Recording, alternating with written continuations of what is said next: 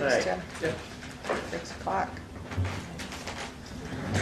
Where it's not So- ready to be signed. We're still working on it, and we'll get the, Finalized. Fine. I got one back, Yes. especially the acreage map change. yeah. So, So the document that specifies with the criteria that has the restrictions is, the church really wants to keep that within the town boundaries. Excuse me, it's exactly 6 o'clock, and I want to open the Okay. public hearing on the 2019 revaluation. Just wanted to make sure that Joe wasn't here when we went through all of that, so we need to just We'll get to it. revisit that. Hi. Hi, Lauren. Hi. I'm not sure how you want me to. Well, you present. come up. Set it back to. Yeah, Talk into the microphone. there's not a lot of people here, so we No, can no. all kind of huddle up Sadly, together. that's why I thought maybe I could talk to the camera. Well, you oh, you yeah, could. that's an actual. You can. actually a Take good John's seat idea, and you can because- just, I think so. I'm gonna sit in the hey, audience. we can just move down and you can, here, you can have my seat. Here, look at this. I just thought if there were questions from it, not that we have a big Or we audience, could but just if sit there was right in front of questions. This, you could just have that my seat right there. All right. They don't want to. Yeah. All right. And I'm gonna steal my glasses, sorry. Old and blind.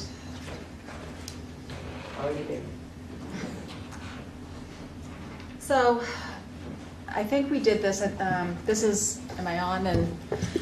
The mics. I have to be really close, okay.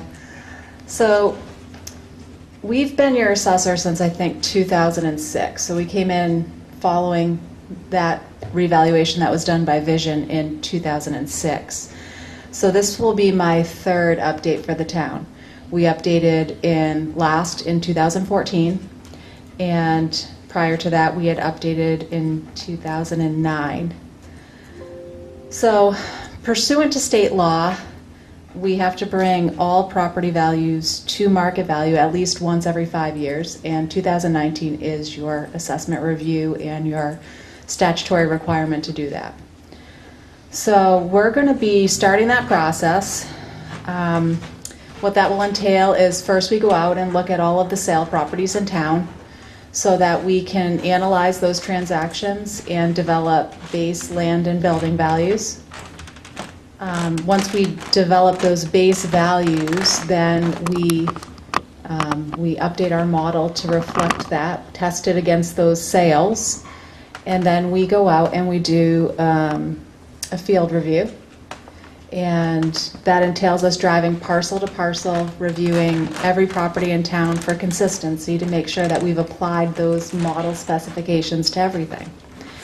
So we often hear from taxpayers at this time that we've just conducted a drive-by appraisal, which is a misconception, but we hear that a lot. So it's just the final phase in that process. We've been collecting data over 4 years to make sure that everyone's data is accurate, because as everyone knows, junk in, junk out. So we need to make sure the model is good first and that that data is accurate. But that's taken place over the past 4 years. So this drive-by that we do now is just a final check and a final review, but we do hear that a lot. We may have to drive up your driveway, take a look at your house if I can't see it from the road. So my visit, and that'll happen probably late April, early May here. We have a tremendous amount of sales activity, so we'll be able to start a little bit earlier than some communities that I don't have sales in. But my car will be marked, the police will know we're out here, town hall will know we're here, so it does spur some questions and some phone calls just so everyone knows that we're out and about. So we thought we'd try to do this public forum to get some taxpayer feedback, see if anyone had questions, concerns. They've been through the process a few times with us, so I think it's becoming more known. The whole process is more acceptable, more known, where 20 years ago it was big gaps in time before property values were being updated. So taxpayers are more aware of the process and more involved in the process. So after we do that field review, we'll finalize values. We present those values to the board, and we send out preliminary notices of value to all taxpayers.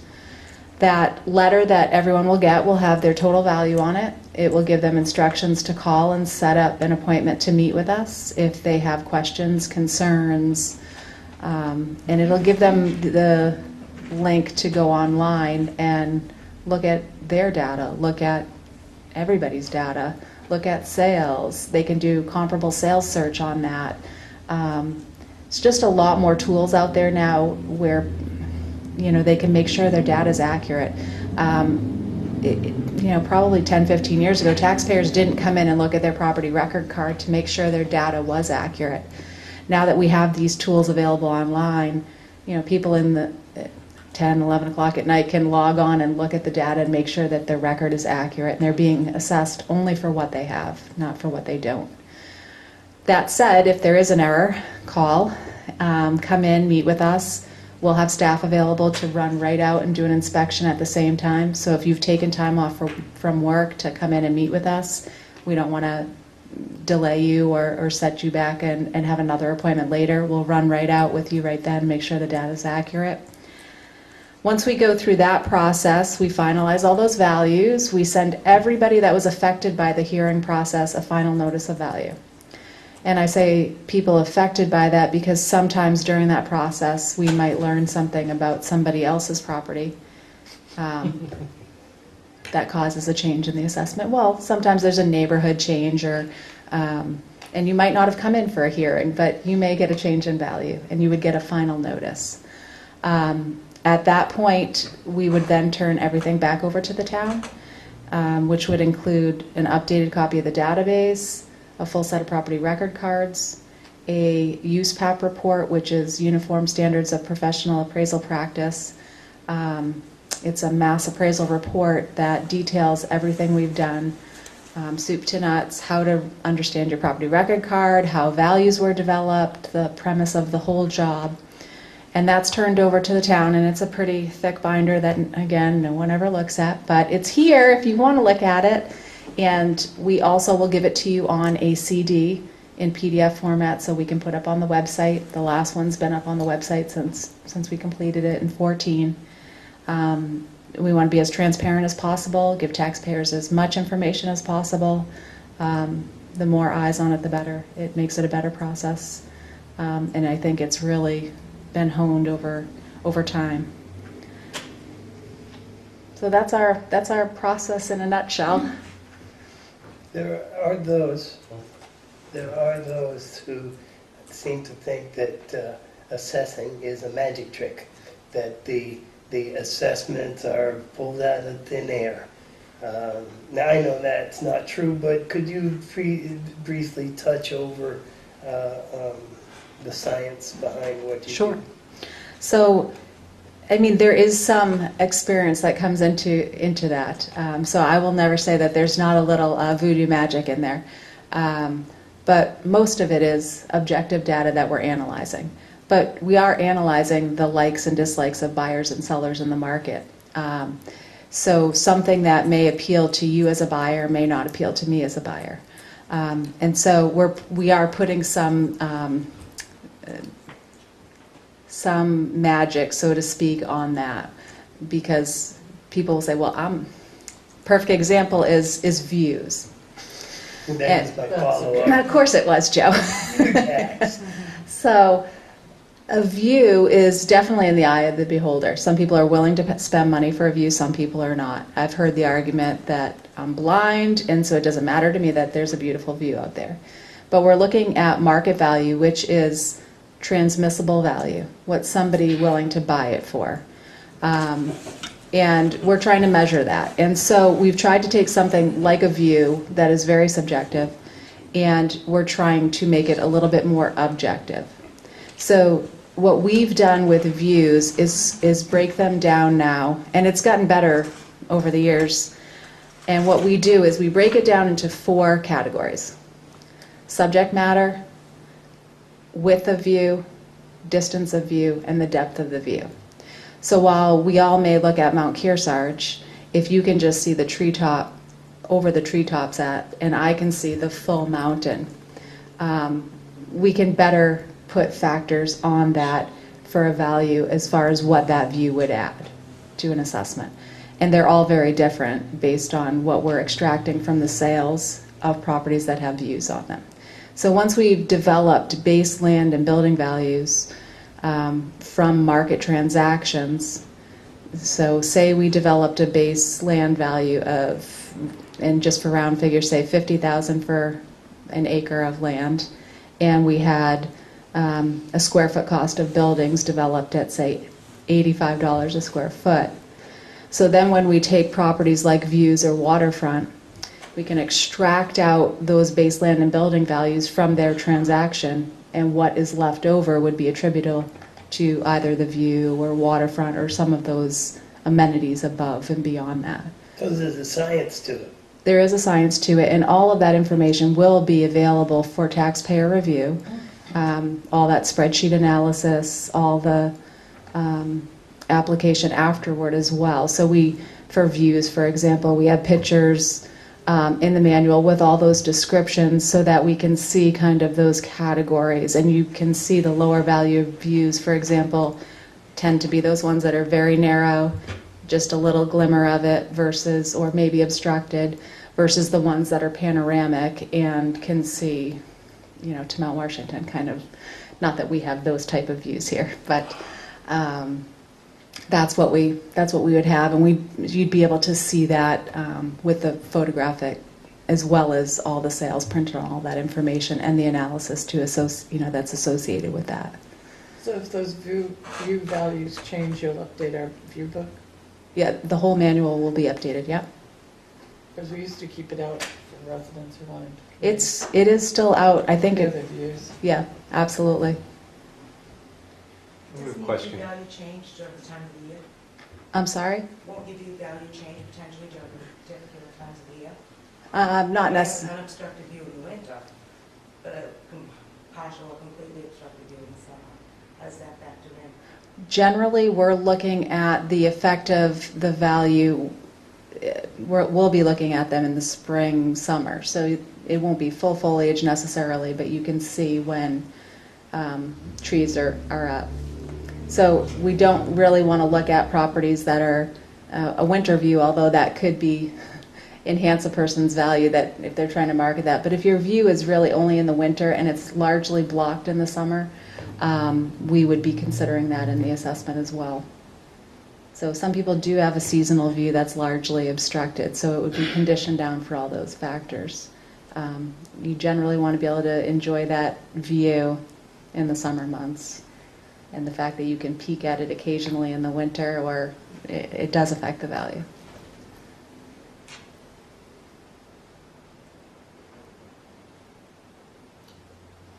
Oh. Lauren, based on your anticipated work schedule, when would the town be adjusting all of our assessed values? Would it be like for the second billing? It would be for the second billing. So we then- would turn everything over to you in time to submit your MS1 to the state to get your tax rate set, because those new values would be used for that. So that's another thing which made me think of it now. Just a caution, right now we just got our ratio study back, and for 2018 the Department of Revenue has reported that our median ratio is 88% of market value. So simply put, that means that assessments overall, the median assessment indicates that properties are selling for more than they're assessed at, on average about 12% since the last update, which was 14. I'm not seeing that really so far across the board for all classes of property, but that is the median statistic. So if the town were to go up proportionally, say, and values went up, I don't want to say 12%, but that's what that statistic is saying. But if the total value of the town increased by that kind of percentage, the tax rate would have to decrease similarly. So the scary thing in an appreciating market is taxpayers will get that preliminary notice of value. They will multiply it by last year's tax rate, they will have heart failure, and they will all call me and come for a hearing. Don't have heart failure yet. I mean, it's the new values will be used to set the new tax rate, and that won't happen until sometime in the fall. And they all come in during, like I said, when values are going up, they come and yell at me. That's a good thing. It's the biggest asset you own. It's good that it goes up. But just recognizing there's not typically big shifts in the tax burden. Does anyone else have any questions? Hi. So you're not going to physically inspect any buildings at all? Well, we've been collecting data over the past 4 years, so not specifically this year, but during the informal hearing process, and as we go out and look at sales, we'll measure and list all of the sale properties. And during that informal hearing process, if any taxpayer has noticed an issue or did not get an opportunity to schedule an appointment prior and would like us to come out to make sure the data is accurate, we will do it during that informal hearing process as well. I would have to wait that long. Last year, my building was scheduled to be inspected. You're probably on my list of people to call. I made over 20 phone calls to schedule an appointment. Yep, Couldn't get through. When I finally got through, they were done in my area, yep.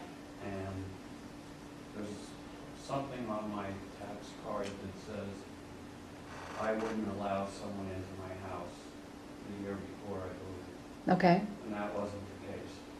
And that kind of annoyed me, okay. because I just assumed have somebody look at it, And make sure it's accurate. yeah, because there are things I want to do, and Did you contact the town? Because I do have a list of a handful of names of people that couldn't make an appointment during that time frame, or it wasn't convenient, and they're on my due in the spring list that I took with me today to call and coordinate for our next visit here. I did stop in at the town, but I don't know. I formally asked to be on that list. Okay. Well, we can make sure we get your name and number, and I will call and add you to my list of people that we need to still inspect. Thank you. You're welcome. I was curious, a view tax, Don't call it that. at any point can a view actually depreciate your value, such as Absolutely. highways, dumpsters, or Absolutely. junkyards? Yes, Explain how that works. it's the same. Somebody does in front of me. Everybody has a view. It's just what your view is of.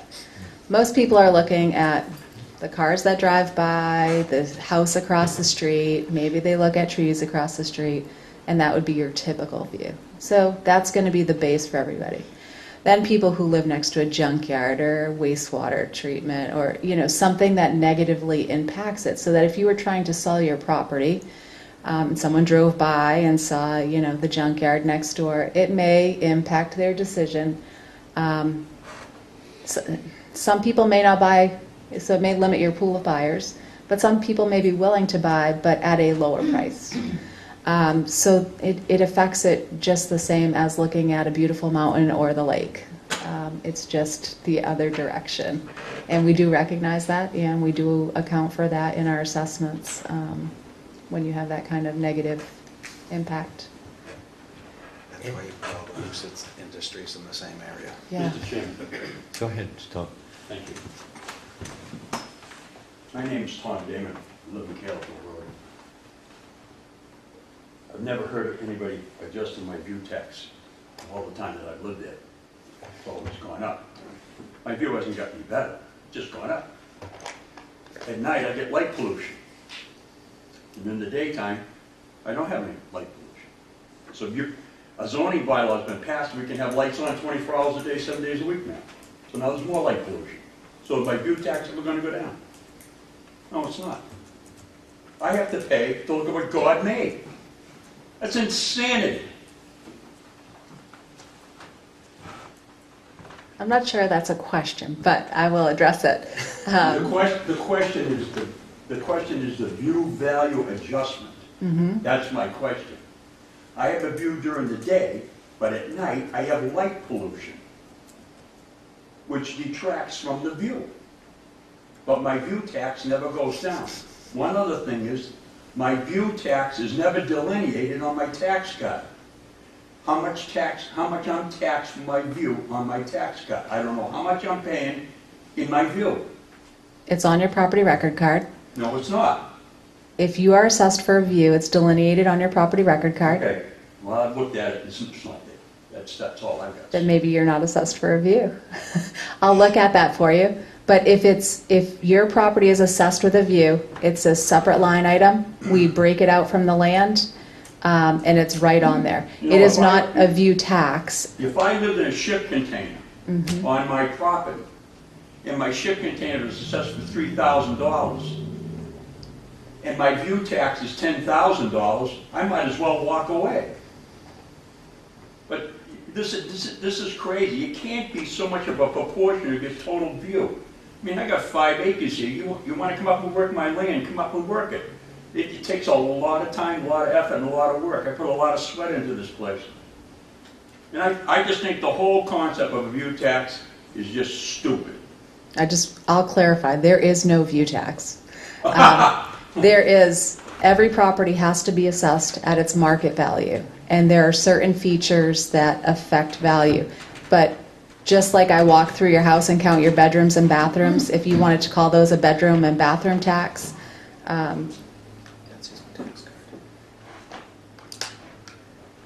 okay. So there's no more a view tax than there is a finished basement tax or a bedroom tax or a bathroom tax. It's all components that add to the market value of your property.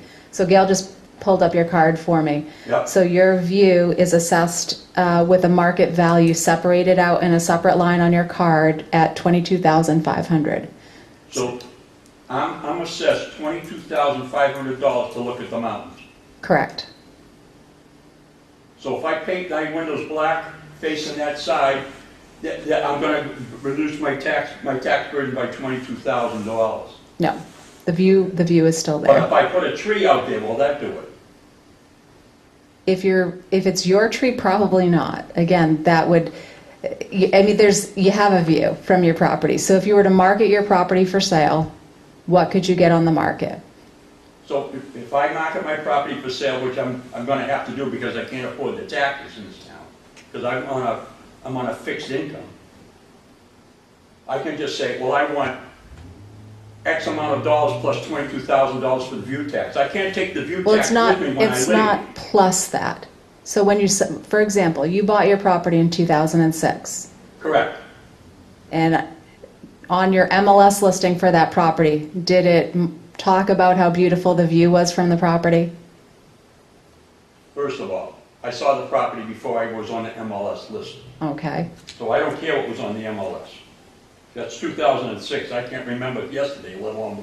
But it was marketed, 2006. it was marketed for a price that included all of the features, the land, the bedrooms, the bathroom, the square footage, the view, the garage, all of those features are marketed, and you are willing to pay a certain price for that property. That entails all of that. That's all we're trying to do. There's no added, we separate it out on your card for ease of review, so that if somebody next to you with 5 acres of land that doesn't have a view, they could compare it to yours and see what the difference is. But you're not paying more. So you're not selling it for a certain price and say, in addition to that, you're going to pay something else. It's the market value. What could you sell the property for? I still have a problem. So I put it there, not me. I hear you. I do.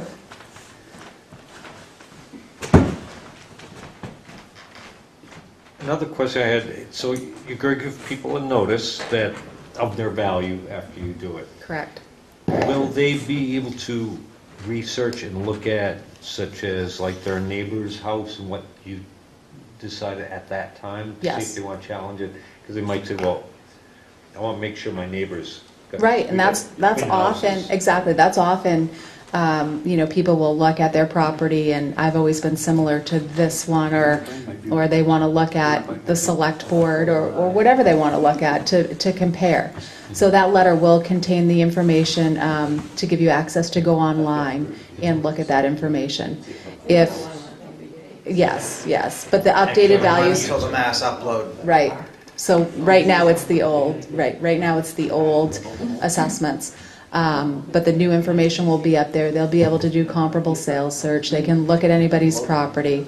And I know we do have a large number of elderly population in town that may not have a computer or be savvy with that.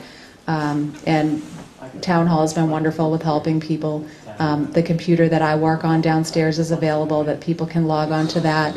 The library has access to computers. So I just want to make sure that people don't just stay away from that because it's on a computer. There is a lot of good information, but it is all available, and that information's on there to link to it. So everybody knows that after they get this notice, if they can't access that through the computers or something at home, they can come down here and we can set them up and they can check out what everybody else, Here, how at their the value library, changed absolutely. too, to make sure that they feel that theirs is compatible. Absolutely. Discuss it. Well, we should also add that people who aren't computer savvy may not know how to look it up, but we will print the card out for them. Everyone here has always been wonderful to help anybody with that. So, is there, if I don't like my tax Tough luck, Joe. assessment, just say, is there a process that I can use to challenge that assessment or get a full explanation from you? Yes, so the first step would be to call and set up an appointment to come in and meet with us during that informal hearing process. And I don't make all the people happy all the time. But obviously now that we have more tools available to taxpayers so that they can review, they can compare, they come in, they've done their homework and they have information. At the end of the day, when we finalize those values, they still may not be happy with that final value. As they do every year, they have the right to file for an abatement, but that has to occur after the tax bills have gone out. They have to be aggrieved by a tax. So they could file for an abatement, provide whatever information at that point. I typically would review them, make a recommendation to the board, and then a decision would be made one way or the other. Then beyond, so they have kind of two steps at the local level to get satisfaction, and then if they're not satisfied with that, they have the right to appeal it either to the Board of Tax and Land Appeals in Concord or to the Superior Court, but not both. So there's several steps that they have, that they, avenues to examine if they're aggrieved with their assessment. If you're going to file for the abatement, that's after the second billing, correct? Correct, And what's the window? And before? before March 1st. Okay. And then the appeal process would be after you're either got a decision from the abatement process, and you have up until September 1st that following year for that process. Thank you. And when you file for an abatement, that information is provided back to you as well, that appeal process, and it's in that final letter from us as well too, so that we're trying to make sure they have all the information available. We never want someone to say, I didn't know that was what I had to do. So we make sure all of that information is out there. What changes the year built of a house? What changes the year built? So house? let's say you have a house and there's Where some do you guys people- get these? There's some people who put pretty major additions onto their houses, but the tax card would say built 1915. It's going to but- say whatever year the house was built in. So Now, if that house was a 10 by 10 schoolhouse type thing, and then it turned into a 80 by 60 house from there, would it still say it's a 1910 house and It be would. assessed at a value of 1910 value? well, Or- not necessarily, Sure. but the age is the age. So when your foundation's put in and the house is built, that is the year built. It doesn't change, unless maybe your house burned and you rebuilt. But that's the year your house was built. It's going to stay that. And people do add on over time, and that's going to change maybe the overall quality and condition of the home, but the year built is going to remain the same. Like I said, there is some circumstances where a house is burned and they've rebuilt, and then it's still on the same foundation, but it's a new house. We would have a new year built for that, because it would meet today's standards as far as building codes and whatnot. But I know what you're saying, John. It used to be effective year built. What's that branding? when they say effective year? Yeah, built? that's not something that we use in our model. Where we would always look at the condition and quality of the house for the age it was built.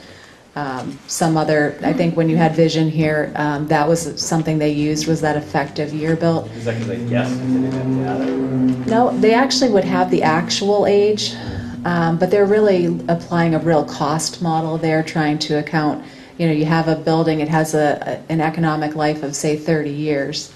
And if it was, actual age was 1970, they might say, based on remodeling and whatnot, that its effective age is 1990. Mm-hmm. We deal with it, but we do it through the condition and quality of the I home. only ask because back in my realtor years, I pulled many tax cards for CMAs and this, that, and there's a lot of 1900s out there that were not 1900 houses, but is that, again, another company, was that like a guess or a placeholder? It could have been, and Okay. we've tried to get as close to, some of those, it's 1800s. If it's 1820 or 1800, it's probably not as relevant. But we do try to get that information, and we have had people come in, whether through abatement process or just taxpayer review, and dug through some of those old files to find an original year built. That's interesting. Yeah. Anybody else have any questions?